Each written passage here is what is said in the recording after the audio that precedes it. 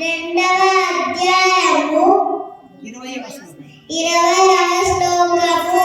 నా జాయతే ప్రియ దేవా కదాచిత్ నాయం భూత్వా భవితావాన భూయః అజో నిత్యః శాశ్వతోయం పురాణో నాహన్యతే హన్యమానే శరీరే.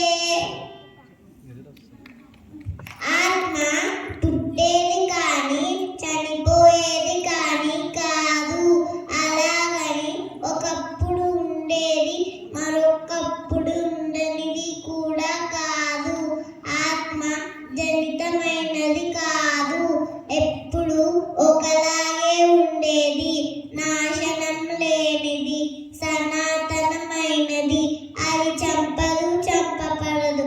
దేహం నశించిన ఆత్మ నశించదు.